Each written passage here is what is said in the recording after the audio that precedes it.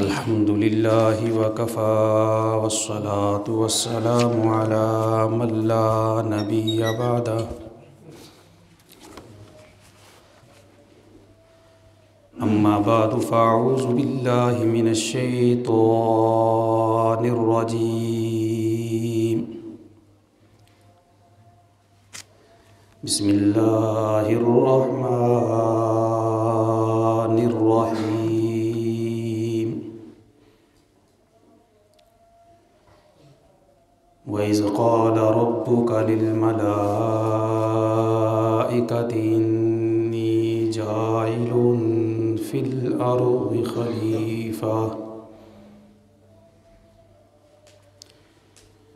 قالوا أتجعل فيها من يفسد فيها ويسفك الدماء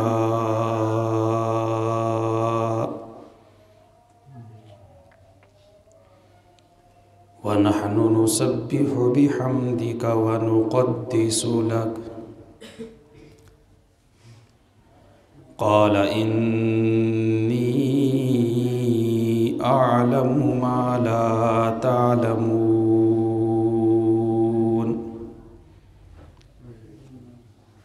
صدق الله العظيم وصدق رسوله النبي الكريم ونحن على ذلك لمن الشاهدين والشاكرين والحمد لله رب العالمين إن الله وملائكته يصلون على النبي يا أيها الذين آمنوا صلوا عليه وسلموا تسليما اللهم صل على محمد وعلى آل محمد كما صليت على إبراهيم وعلى آل إبراهيم إنك حميد مجيد اللهم بارك على محمد وعلى آل محمد كما باركت على إبراهيم وعلى آل إبراهيم إنك حميد مجيد يا رب صل وسلم دائما أبدا على حبيبك خير الخلق كلهم سبحان ربك رب العزة عما يصفون وسلام على المرسلين والحمد لله رب العالمين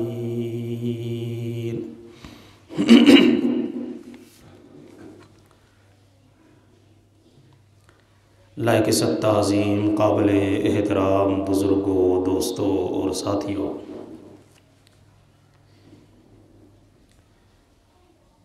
سورہ بقرہ کی آیت نمبر 30 میں نے آپ کے سامنے تلاوت کی ہے۔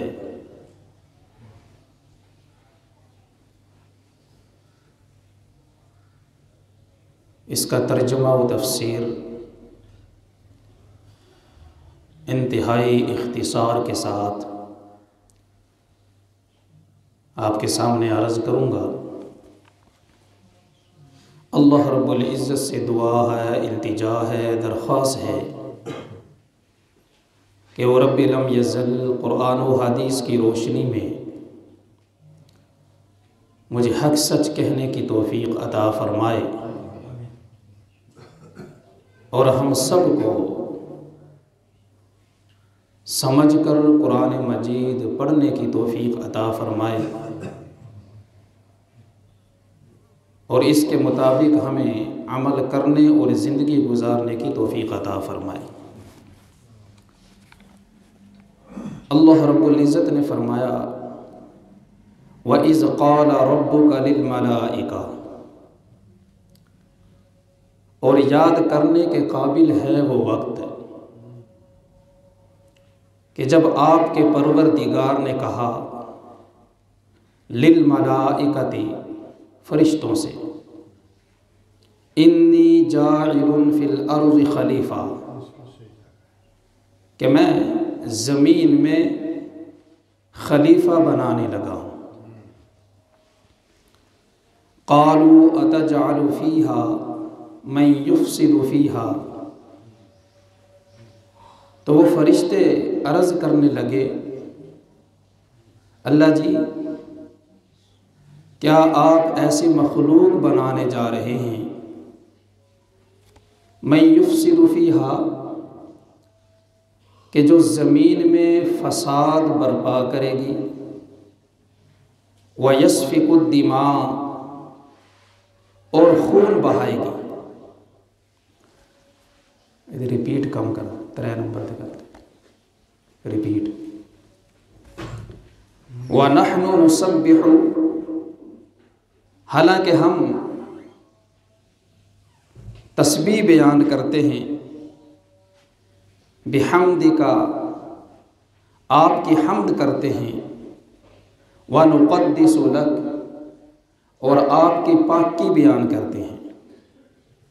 قال انی اعلم ما لا تعلمون، اللہ نے فرمایا کہ جو میں جانتا ہوں وہ تم نہیں جانتے۔ اس سے قبل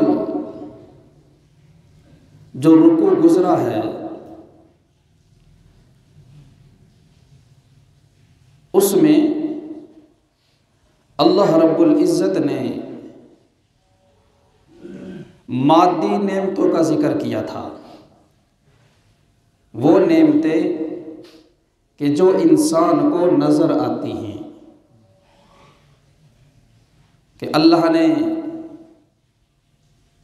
آسمان پیدا کیا، زمین بنائی، بارشوں کا سلسلہ جاری کیا، آسمان پر چاند اور ستارے بنائے، اور پھر انسان کے لیے اللہ نے خوراک کو بندوبست کیا، پھل میوے ثمرات اللہ نے پیدا فرمائے۔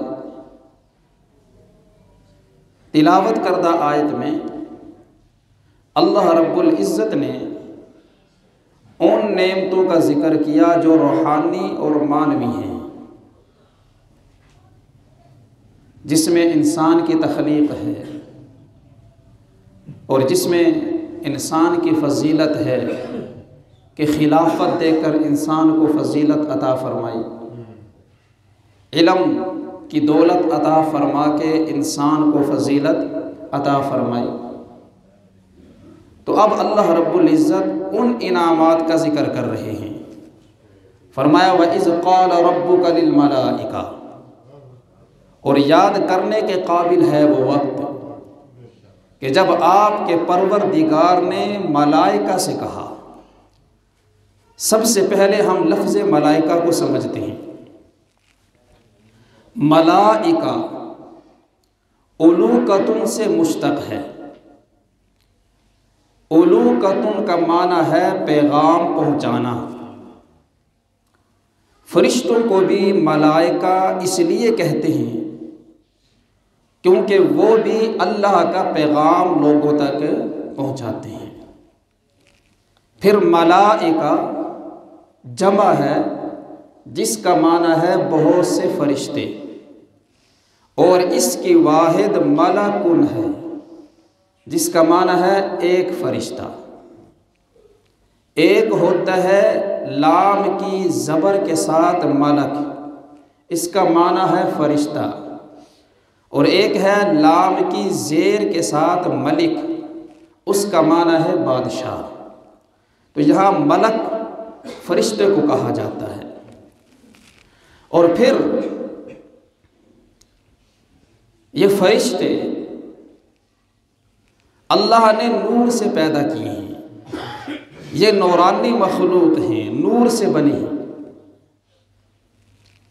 ام المومنین اما عائشہ صدیقہ رضی اللہ عنہا فرماتی ہیں کہ نبی کریم رؤوف الرحیم رحمت للعالمین خاتم النبیین جناب محمد الرسول اللہ صلی اللہ علیہ وسلم نے فرمایا خلقت الملائکۃ من نور، کہ فرشتوں کو نور سے پیدا کیا گیا ہے۔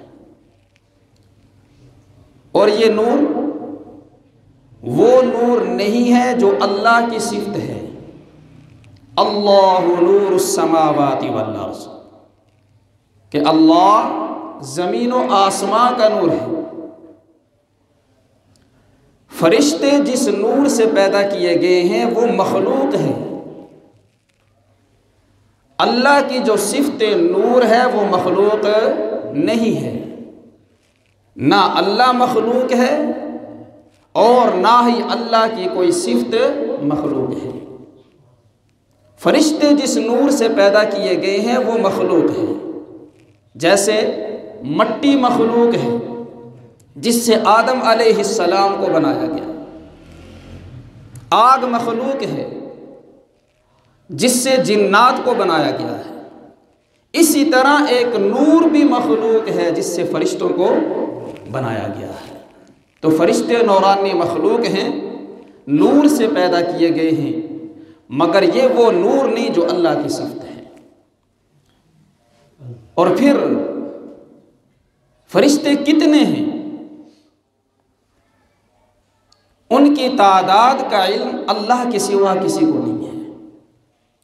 فرمایا وما یعلم جنود ربک الا ہو،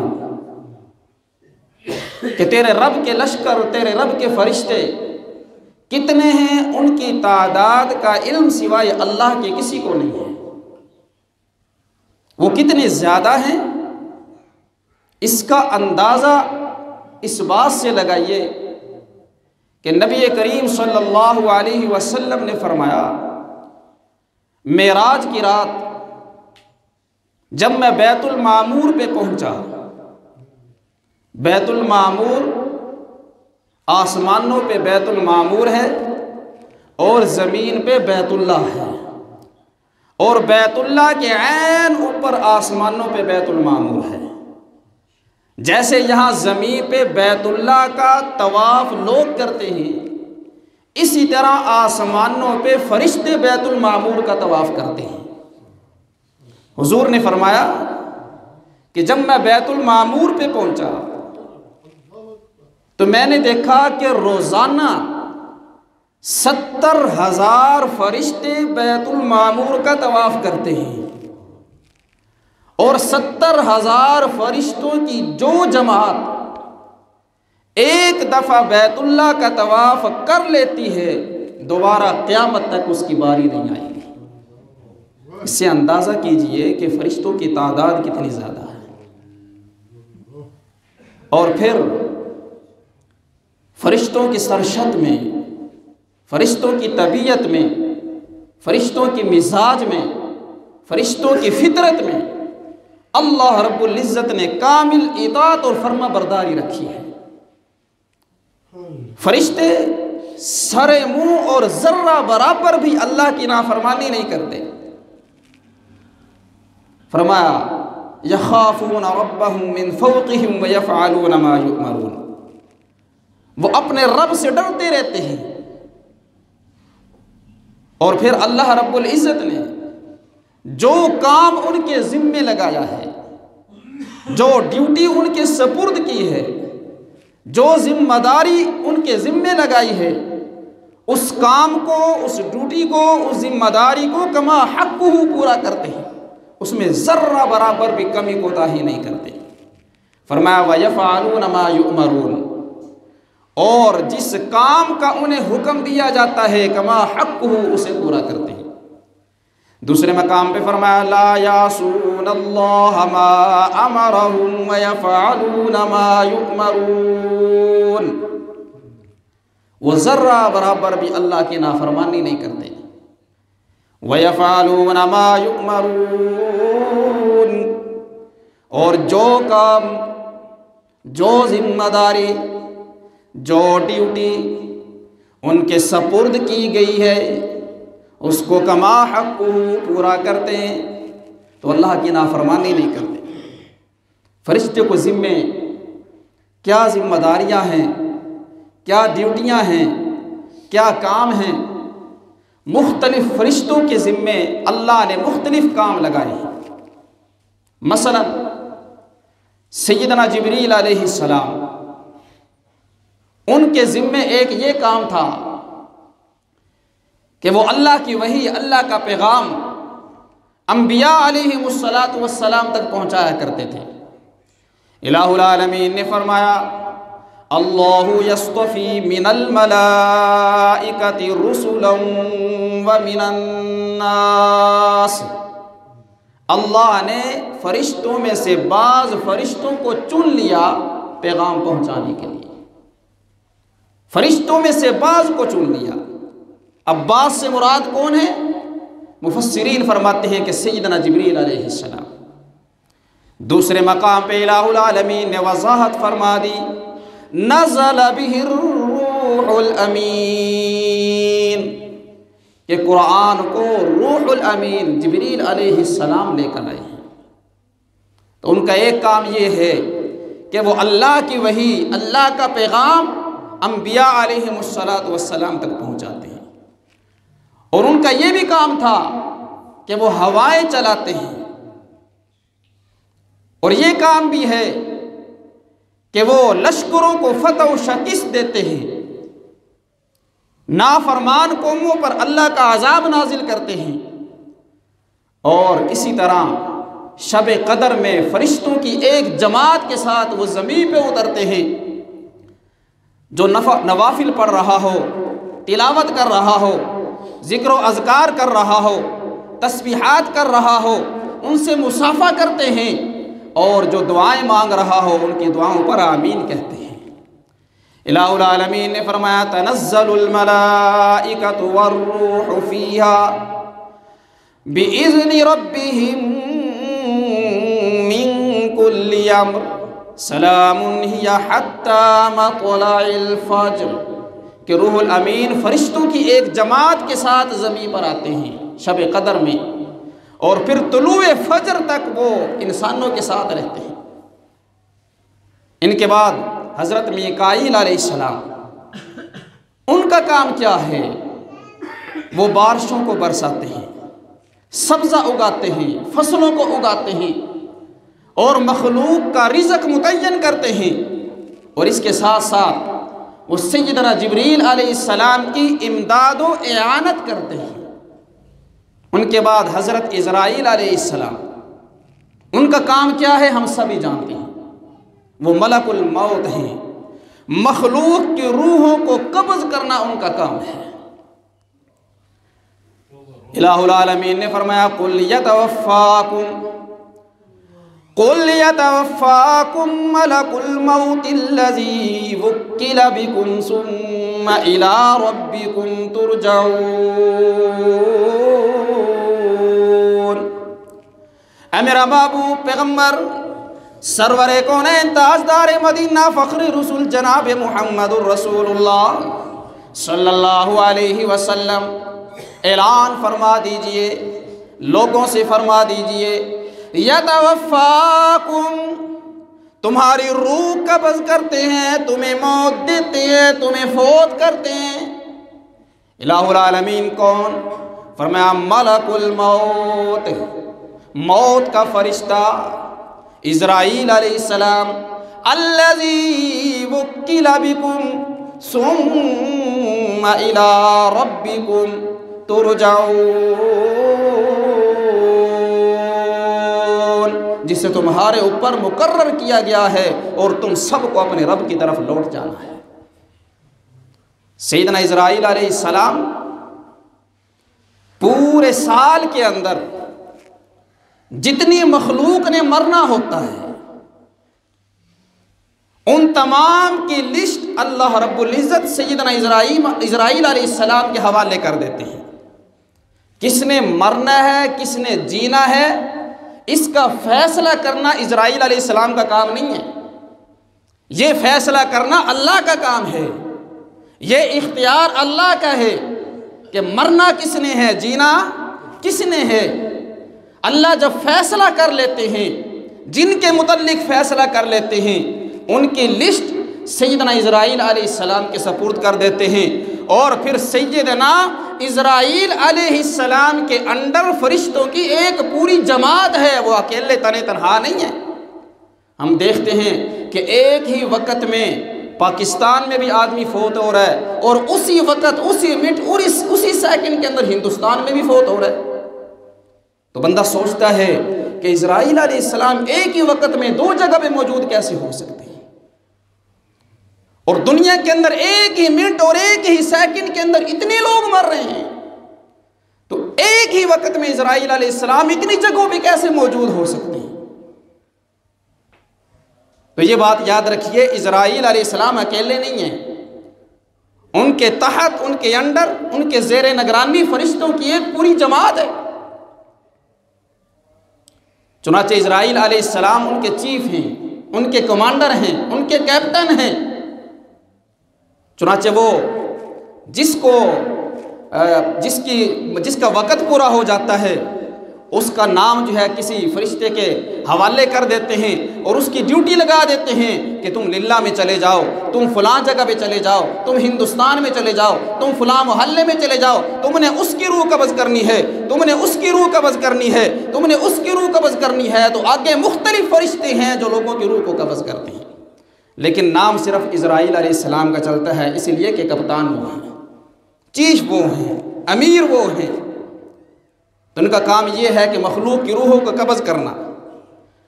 اور پھر سیدنا اسرافیل علیہ السلام، ان کی ذمہ داری یہ ہے کہ سور کے اندر پھونکنا، مخلوق میں روح کو پھونکنا بھی اور سور کے اندر پھونکنا، یہ سیدنا اسرافیل علیہ السلام کی ذمہ داری ہے۔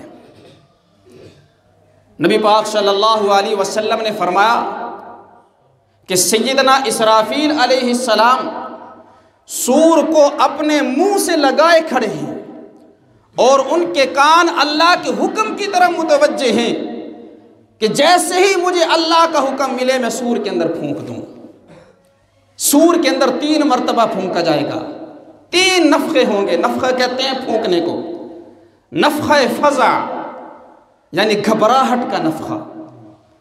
سب سے پہلی دفعہ جب سور کے اندر پھونکا جائے گا تو وہ نفخہ فزع ہوگا، جس سے سن کر ساری کی ساری مخلوق پر گھبراہٹ طاری ہو جائے گی۔ جیسے اللہ محفوظ فرمائے، اللہ نہ کرے زلزلہ آ جائے تو سب پر گھبراہٹ طاری ہو جاتی ہے، اچانک کوئی اور آفت آ جائے تو سب پہ گھبراہٹ طاری ہو جاتی ہے۔ ایسے ہی جب پہلی پھونک ماری جائے گی تو ساری کی ساری مخلوق پہ گھبراہٹ طاری ہو جائے گی، اسے نفخہ فزع کہتے ہیں۔ دوسرا ہے نفخہ صعق۔ صعق کا معنی ہے بے ہوش ہو جانا، گر پڑنا۔ تو دوسری دفعہ جب نفخہ پھونک ماری جائے گی تو سارے کی ساری مخلوق پر موت طاری ہو جائے گی۔ اور پھر تیسرا نفخہ ہوگا نفخہ بعث۔ بعث کا معنی ہے دوبارہ جی اٹھنا۔ تیسری مرتبہ جب پھونک ماری جائے گی تو ساری کی ساری مخلوق جو مری ہوئی تھی وہ زندہ ہو کر کھڑی ہو جائے گی۔ الہ العالمین نے فرمایا وَنُفِخَ فِي الصُّورِ فَصَعِقَ مَن فِي السَّمَاوَاتِ وَمَن فِي الْأَرْضِ إِلَّا مَن شَاءَ اللَّهُ۔ نفخہ فزع کے بعد دوسرا نفخہ سور میں دوسری مرتبہ پھونکا جائے گا۔ فَصَعِقَ مَن فِي السَّمَاوَاتِ وَمَن فِي الْأَرْضِ، زمین و آسمان میں جتنے بھی جاندار ہیں سب کے سب پر موت طاری ہو جائے گی۔ الا من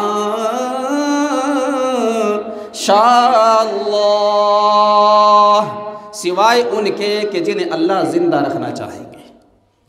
کچھ ایسے بھی ہوں گے جنہیں اللہ تعالیٰ زندہ رکھیں گے، فرشتے ایسے فرشتے ہوں گے جنہیں اللہ تعالیٰ زندہ رکھیں گے، ان کے علاوہ سب پر موت طاری ہو جائے گی۔ ثم نفخ فیہ اخری، پھر دوبارہ پھونکا جائے گا، فَإِذَا هُمْ قِيَامٌ يَنظُرُونَ، تو وہ جو مرے ہوئے تھے وہ سارے کے سارے اچانک اٹھ کر کھڑے ہو جائیں گے اور حیران و پریشان، اجنبی جگہ، اجنبی ماحول، اجنبی لوگ ایک دوسرے کو دیکھ کر حیران ہو رہے ہوں گے، یہ ہم کہاں آ گئے ہیں۔ وَأَشْرَقَتِ الْأَرْضُ بِنُورِ رَبِّهَا، اللہ کے نور سے زمین روشن ہو جائے گی۔ وَوُضِعَ الْكِتَابُ، میزان رکھ دیا جائے گا۔ وَجِيءَ بِالنَّبِيِّينَ وَالشُّهَدَاءِ، انبیاء کو بھی بلا لیا جائے گا، گواہوں کو بھی بلا لیا جائے گا۔ وَقُضِيَ بَيْنَهُم بِالْحَقِّ، اور پھر سب کے درمیان انصاف کے ساتھ فیصلہ کیا جائے۔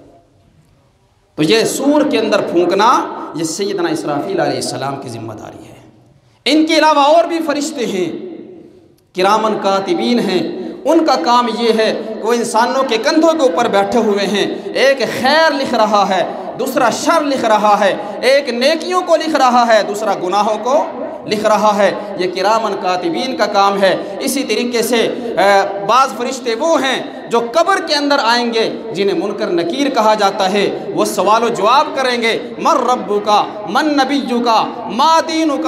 اور بعض فرشتے وہ ہیں کہ جو انسان ماں کے پیٹ کے اندر انسان کی شکل بناتے ہیں۔ اللہ کے نبی علیہ السلام نے فرمایا کہ ماں کے حمل پر جب 4 مہینے گزر جاتے ہیں تو اس کے بعد فرشتہ آتا ہے، اللہ اسے حکم دیتے ہیں، وہ اللہ کے حکم سے آنکھیں بناتا ہے، اس کے کان بناتا ہے، اس کی شکل و صورت بناتا ہے۔ اور بعض فرشتے وہ ہیں جو انسان کو دشمنوں سے بچاتے ہیں، انسان کو تکلیفوں سے بچاتے ہیں۔ اور بعض وہ فرشتے ہیں جو انسان کے دل کے اندر نیکی کا الہام کرتے ہیں، خیر کا الہام کرتے ہیں۔ فرمایا انسان کے ساتھ ایک شیطان بھی ہے اور ایک فرشتہ بھی ہے۔ جب اس کے دل کے اندر نیکی کا الہام ہوتا ہے تو وہ فرشتہ کرتا ہے، اور برائی کا الہام شیطان کرتا ہے۔ تو یہ فرشتوں کی مختلف ذمہ داریاں ہیں۔ یہ جتنے بھی فرشتے ہیں ان کے جو بھی کام ہیں، ان تمام فرشتوں پر ایمان لانا ایک مسلمان کے لیے ضروری ہے، انسان کے لیے ضروری ہے۔ اور ایمان کے جو 7 بنیادی ارکان ہیں ان میں سے ایک رکن فرشتوں پر ایمان لانا ہے۔ جب تک انسان فرشتوں پر ایمان نہیں لاتا اس وقت تک مسلمان نہیں ہو سکتا۔ آمنت باللہ، پہلا رکن اللہ پر ایمان لانا، وملائکتہ، فرشتوں پر ایمان لانا، وکتبی، اللہ کی کتابوں پہ ایمان لانا، ورسلی، اللہ کے رسولوں پہ ایمان لانا، والیوم الآخر، آخرت کے دن پر ایمان لانا، والقدر خیرہ وشرہ من اللہ تعالی، اچھی اور بری تقدیر پر ایمان لانا کہ یہ من جانب اللہ ہے، والبعث بعد الموت، اور مرنے کے بعد دوبارہ جی اٹھنے پر ایمان لانا۔ تو یہ 7 بنیادی ارکان ہیں، ان میں سے ایک یہ بھی ہے کہ فرشتوں پر ایمان لانا۔ اللہ نے فرمایا کل آمن باللہ وملائکتہ وکتبہ ورسلہ والیوم الآخر، سارے کے سارے مومن ایمان لاتے ہیں اللہ پر بھی، اللہ کے رسولوں پر بھی، اللہ کے فرشتوں پر بھی، اور آخرت کے دن پر بھی۔ تو فرشتوں پر ایمان لانا ہمارے ایمان کا بنیادی حصہ ہے۔ اور پھر فرشتوں پر ایمان لانے کے ضمن میں 4 باتوں پر ایمان لانا ضروری ہے۔ کتنی باتوں پر؟ 4 باتوں پر ایمان لانا ضروری ہے۔ نمبر 1، فرشتوں کے وجود پر ایمان لانا کہ فرشتے ہیں، یہ کوئی تصوراتی مخلوق نہیں ہے، محض کوئی خیالی مخلوق نہیں ہے کہ قصہ کہانی ہے، جس طرح پریاں ہوتی ہیں، یہ ہوتے ہیں، فلانا ہوتا ہے، شاید ایسے کوئی فرشتوں کا بھی حقیقت میں شاید کوئی وجود ہی نہیں ہے۔ فرشتوں کے وجود پر ایمان لانا کہ وہ اللہ کی مخلوق ہیں، نورانی مخلوق ہیں، اللہ نے نور سے پیدا کیے ہیں۔ اور دوسری بات کہ وہ ان کی جو کام ہیں، ان کے جو ذمہ داریاں ہیں، بعض وہ فرشتے ہیں کہ جن کے ناموں کو بھی ہم جانتے ہیں اور جن کے کاموں کو بھی ہم جانتے ہیں، جیسے کہ میں نے ابھی ذکر کیا، اور بہت سے وہ فرشتے ہیں کہ جن کے نہ ناموں کو ہم جانتے ہیں نہ کاموں کو ہم جانتے ہیں۔ تو جن کے ناموں اور کاموں کو جانتے ہیں ان پر تفصیلاً ایمان لانا، اور جن کے ناموں اور کاموں کو نہیں جانتے ان پر اجمالاً ایمان لانا۔ اور نمبر 3، فرشتوں کی صفات پر ایمان لانا، کہ جو ان کی صفات ہیں کہ وہ عالم غیب سے تعلق رکھتے ہیں، وہ کسی کو نظر نہیں آ سکتے جب تک اللہ نہ چاہے۔ اللہ جس کو دکھانا چاہے تو اس کو دکھا دیتے ہیں، وہ عالم غیب سے تعلق رکھتے ہیں۔ اور اسی طریقے سے وہ کھانے سے پاک ہیں، پینے سے پاک ہیں، بول و برات سے پاک ہیں، نفسانی خواہشات سے پاک ہیں۔ ان صفات پر ایمان لانا، وہ اللہ کی نافرمانی نہیں کرتے، تو ان صفات کے اوپر ایمان لانا۔ اور چوتھی بات کہ اللہ نے جو ڈیوٹی، جو ذمہ داری، جو کام ان کے سپرد کیے تھے، کما حق ہو، وہ پورا کرتے ہیں۔ تو ان 4 باتوں پر ایمان لانے کو فرشتے پر ایمان لانا کہتے ہیں۔ تو یہ ساری کی ساری تشریح تھی لفظ ملائکہ، وَإِذْ قَالَ رَبُّكَ لِلْمَلَائِكَةِ، کہ جب کہا آپ کے رب نے للملائکۃ، فرشتوں سے، انی جاعل فی الارض خلیفہ، کہ میں زمین میں خلیفہ بنانے لگا ہوں۔ بقیہ بات انشاءاللہ اندر جمعے پر عرض کی جائے گی۔ جو کچھ بیان ہوا اللہ اپنی بارگاہ میں قبول و منظور فرمائے۔ وآخر دعوانا